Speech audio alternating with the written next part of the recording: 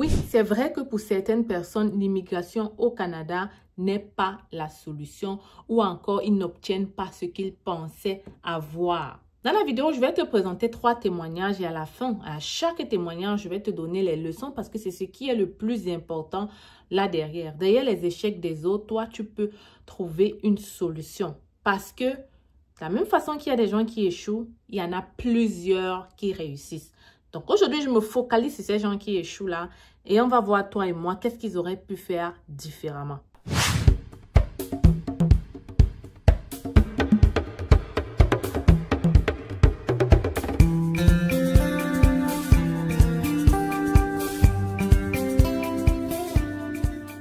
Bonjour à tous, je m'appelle Stell Difac, je vis au Canada depuis 10 ans et à travers ma chaîne C'est Facile, j'ai permis à plusieurs personnes d'immigrer au Canada. Pour t'aider et encore pour te permettre d'aller plus loin, j'ai plusieurs services que je mets à ta portée. On a le cabinet au Cameroun, mais on peut traiter tous les dossiers, peu importe où tu te trouves. On a le guide C'est Facile du résident permanent, le guide d'étudiant qui te permet de faire tes dossiers toi-même et épargner beaucoup d'argent. Sinon, tu peux toujours prendre un entretien avec moi. Voilà mon email, voilà mon numéro. Ça me ferait plaisir, n'est-ce pas, de discuter avec toi de ce projet d'immigration-là. Surtout que lorsque tu vas écouter cette vidéo, tu vas comprendre pourquoi il est important de bien monter et de bien penser ce projet comme si c'était une entreprise que tu mettais sur pied ou une maison que tu voulais construire.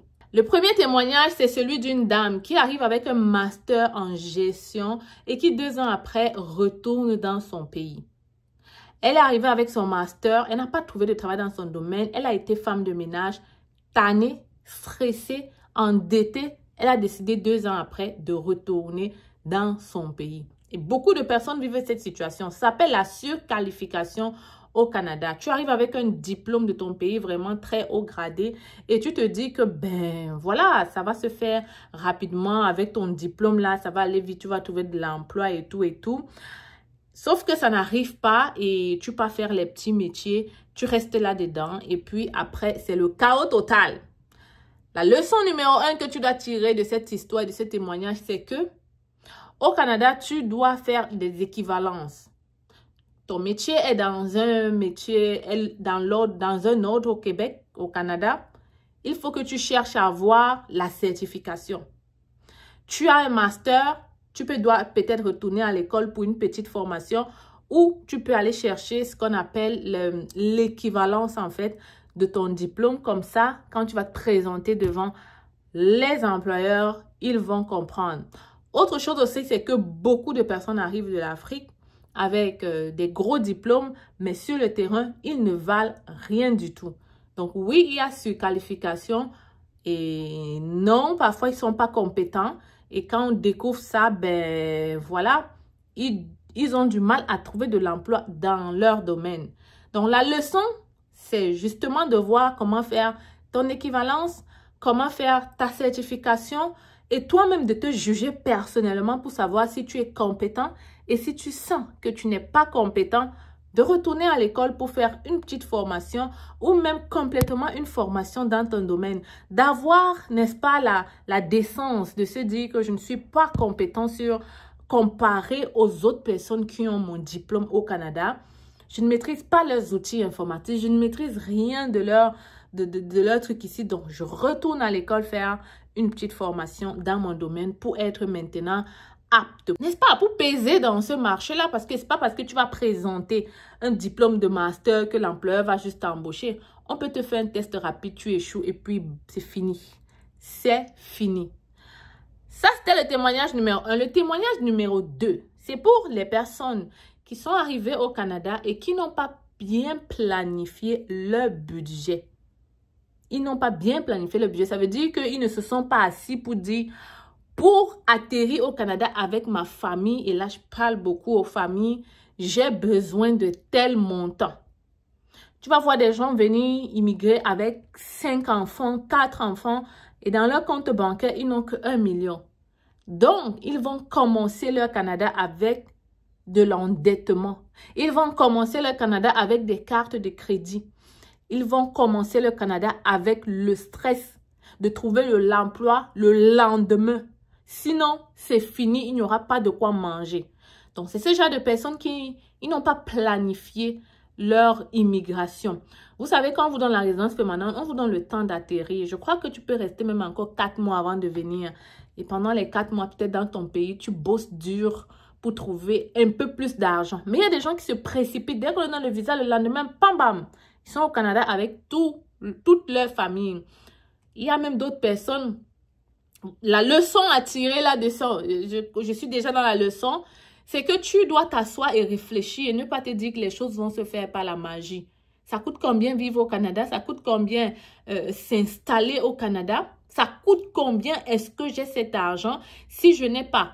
Et si j'ai combien? Je peux vivre avec ça combien de temps sans trouver de l'emploi? C'est super important parce qu'on a une catégorie, je répète, d'immigrants là. Ils viennent sans rien préparer et ils sont sur la pression de trouver de l'emploi. Et qu'est-ce qui se passe? Ils vont aller trouver les petits métiers, ils vont abandonner leur métier de prédilection, ils vont rapidement aller trouver le petit métier et ça va enchaîner le crédit, ça va enchaîner les problèmes. Et tu vas leur dire, ah, tu peux aller faire ta certification. Ce serait impossible parce qu'il y aurait trop de charges accumulées, trop de crédits, trop de problèmes. Ce genre de personnes, justement, vont détester le Canada. C'est le témoignage numéro 2. Des personnes qui vont te dire le Canada, c'est fatigue, trop de factures, oh, c'est compliqué, on ne peut pas épargner. Comment est-ce que tu as commencé ta vie au Canada? Tout part de là. Comment est-ce que tu as commencé tes finances au Canada? C'est super important. Hein? Ça ne peut pas fonctionner. Tu vois, ces personnes, quand tu vas leur dire, fais la certification, c'est impossible, il n'y a même pas le temps. On doit travailler 3 boulots, 4 boulots, 2 boulots. Sinon, on n'a pas de quoi manger le lendemain.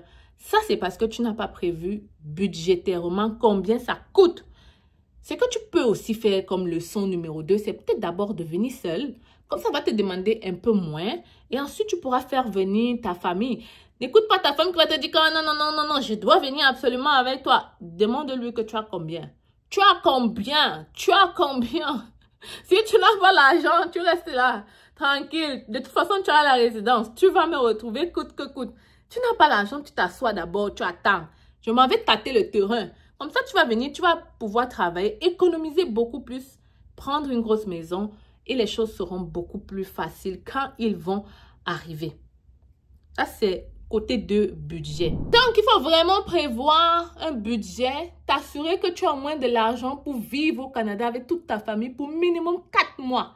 4 mois. Comme ça, je t'assure, ton Canada sera moins stressant et tu auras le temps de chercher un emploi stable, de trouver une maison franchement qui convient à ta famille et de vivre quand même une belle vie au Canada. Si tu ne peux pas faire ça, tu voyages d'abord seul ou alors tu trouves d'autres astuces. Ne viens pas au Canada t'endetter dès le début. Tu vas le regretter très tard. On a aussi une catégorie de personnes là, dans le même temps de budget, qui arrive, qui veut tout en grand. C'est lui qui ne veut pas vivre dans les maisons comme ça. C'est lui qui ne veut pas vivre dans les quartiers comme ça. C'est encore lui qui veut pas les téléphones comme si. C'est lui qui veut montrer que la vie est belle au Canada, qui monte partout. Et ça va dans le cas des étudiants et tous ces gens qui arrivent avec la résidence temporaire. Eux aussi, ils ont ce problème-là. De se dire que ça va aller, on va trouver le moyen une fois sur place. Non, tu ne vas pas trouver le moyen, on ne fait pas de la magie au Canada, l'argent ne tombe pas du ciel. Si tu ne prévois pas les choses, ben les choses vont te surprendre et tu vas détester le Canada. Et ensuite, tu vas accuser tel dit fac, et c'est facile, d'avoir vendu le rêve. Alors que c'est toi qui n'étais pas bien préparé. Voilà. C'est comme si tu construis une maison, ça tombe. Tu vas accuser qui? Hein? C'est l'architecte, là. Et l'architecte ici, c'est toi. Ce n'est personne d'autre. Voilà. Le point numéro 3, c'est une femme célibataire qui arrive avec son enfant. Elle arrive avec ses 2 enfants, femme toute seule, il n'y a pas de mari avec elle. Et franchement, le stress, le célibat, le froid et le manque d'argent au Canada, c'est sûr que c'est la dépression mentale, ça te renvoie à l'hôpital. Et même ça, tu n'as pas de... C'est chaud! Le célibat dans ce pays, c'est chaud! C'est plus chaud qu'en Afrique, je te le dis. Parce que non seulement tu es retirée du monde, tu es toute seule. Et en plus de ça, tu as des enfants et tu es mère célibataire. Tu ne peux pas bouger, tu ne peux pas mouvoir, tu ne peux pas réfléchir. Tu ne peux pas aller chercher du travail facilement. Il faut prendre les enfants à 15 heures rapidement. Tu ne peux pas vraiment t'en sortir facilement dans ce pays étant mère célibataires, les débuts vont être beaucoup plus difficiles que des personnes qui n'ont pas d'enfants. C'est là que je comprends. Il y a souvent des femmes qui vont dire que non, je ne veux pas laisser mon enfant, je ne peux pas laisser mon bébé. Écoute, là, la vie, c'est un choix. Est-ce que cet enfant-là ne comprendra pas que tu l'as laissé quelques mois et ensuite tu reviens le chercher 1 an ou 2 ans plus tard, au lieu de venir avec lui souffrir, te freiner, je sais pas moi, te donner la maladie? Parce qu'il y a des gens qui tombent malades après tout ce stress. Ce n'est pas évident. Donc, est-ce que tu préfères rester ou sacrifier quelques années ton enfant dans les bonnes mains et puis toi, tu viens ici, tu cherches, tu gafouilles, tu sors, tu travailles beaucoup et ensuite tu les fais venir et tu relaxes. Ils ont une belle vie, ils ont une belle maison, ils ont tout qui est déjà bien placé. Est-ce que tu ne préfères pas ça? Je n'ai pas dit de faire ça forcément. J'ai dit qu'il faut évaluer les choses. Donc, ça, c'est la catégorie, le témoignage numéro 3. Des personnes célibataires et puis mères d'enfants qui atterrissent, qui rencontrent vraiment un stress. Le célibat au Canada est dur, les amis. Je ne vais pas te cacher là. Ouf! Tu es célibataire, tu es au Canada. Ouf! Ouf! C'est pour ça que, en tout cas, tu dois faire vite pour faire monter ton mari. Ce ne sera pas facile toute seule.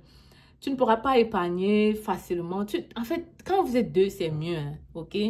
C'est vrai que c'est peu importe où tu te trouves, quand vous êtes deux, c'est mieux. Mais au Canada, encore plus parce que la solitude est réelle, le stress est réel. Quand tu as les enfants, c'est encore plus difficile. Quand tu es seul, tu ne peux appeler personne en cas d'aide. Tu ne peux même pas sortir de la maison parce qu'il y a un certain âge au Canada où on ne laisse pas les enfants seuls.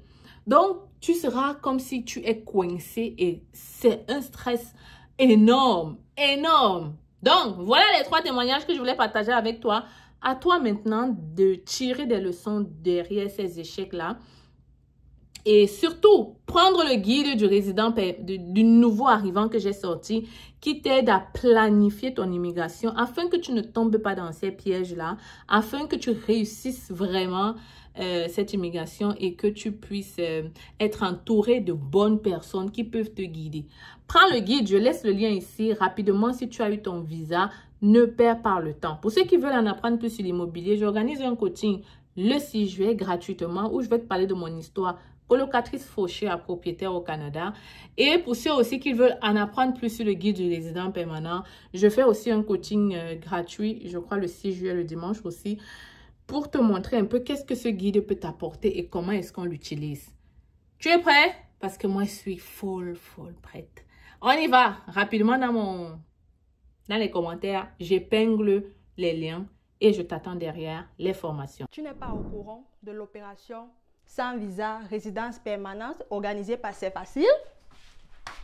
Alors, si tu n'es pas au courant, laisse-moi t'expliquer. C'est facile, lance une promotion sur tous les visas de résidents permanents. Vraiment des prix imbattables, jamais vus dans notre cabinet. Tout ce que tu as à faire actuellement, c'est de nous contacter pour en savoir plus. Tu m'écris par email ou à travers ce numéro de téléphone. Les critères de sélection, vraiment, c'est le test de français, l'expérience de travail et si tu as déjà ton évaluation de diplôme. Mais si tu n'as pas tous ces documents, ne t'inquiète pas, on pourra toujours t'aider. Qu'à cela ne tienne, contacte-nous rapidement parce qu'en ce moment, c'est la fête, c'est facile. L'objectif est de permettre à plusieurs d'entre vous de réaliser le rêve canadien en 2025. Je suis avec vous. La fête est terminée, mais c'est facile. On continue, on y croit, on avance parce qu'on a envie de vous voir réaliser ce rêve.